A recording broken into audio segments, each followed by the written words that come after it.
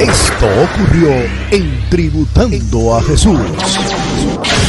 Siervo, como lo dice aquí, déjenme leérselo. Pero cuando Pedro vino a Antioquía, le resistí cara a cara,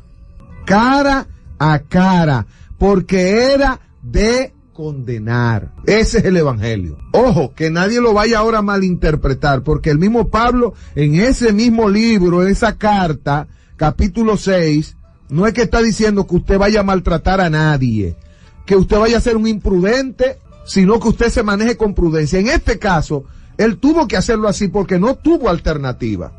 Pero si hay alternativa, busque la manera de hacerlo con mansedumbre. ¿Qué quiere decir con mansedumbre? Suave, tranquilo. Es Pablo que lo está diciendo. El mismo que cuenta aquí en este capítulo 2, en el 6, dice, espérense, tampoco vayan ahora a malinterpretar las cosas, de que usted va a estar cogiendo un micrófono para estar acabando a todo el mundo desde el púlpito. No, porque la Biblia dice que esto hay que enfrentarlo cara... No, espérese. Así no es tampoco. Con sabiduría. Con sabiduría. Ahora, como era una situación de que era de paso, que iban esos judaizantes, él no podía dejar pasar.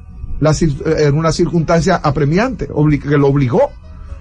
¿Por qué? Porque él dice aquí, cuando vino a Antioquía, le resistí cara a cara porque era de condenar. Pues antes que vinieran algunos, de parte de Jacobo, comía con los gentiles, pero después que vinieron, se retraía, y se apartaba porque tenía miedo de los de la circuncisión.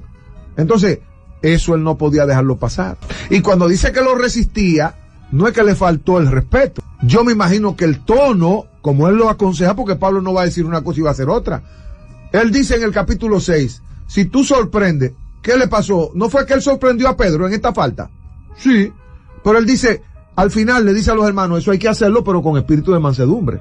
Amén. O sea, cuando dice aquí que lo resistía cara a cara, no es que lo hizo en un tono soberbio, humillándolo, no, lo hizo como debía, con carácter, con responsabilidad, pero en un tono que no fue con orgullo, ni con soberbia, ni creyéndose mayor que Pedro, sino que debía corregirlo porque lamentablemente Pedro estaba incurriendo en un gravísimo error. Él lo hizo con altura. Sí, pero que es un gravísimo error.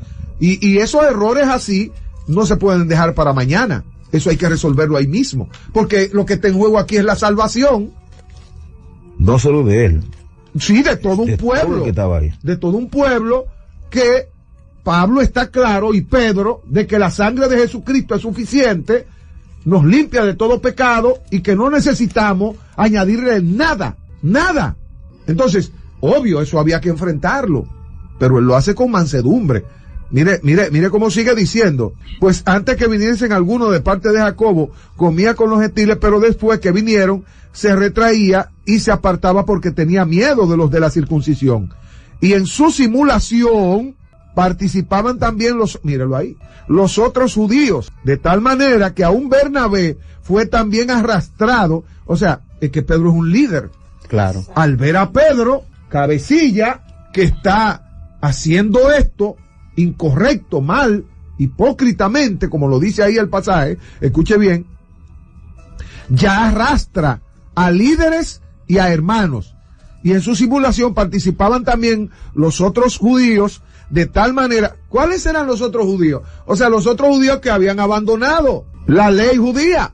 Bueno, entonces al ver a Pedro ahora en esto, ellos también hacen el mismo teatro. No, nosotros también guardamos la ley, cuando ya ellos están convencidos de que no hay necesidad de nada de eso ya. Entonces, dice aquí, Bernabé fue también arrastrado por la hipocresía de ellos. Oiga lo que significa la palabra hipocresía o hipócrita. Dice hipócrita o hipocresía, fingimiento de cualidades y sentimientos contrarios a lo que verdaderamente se tienen.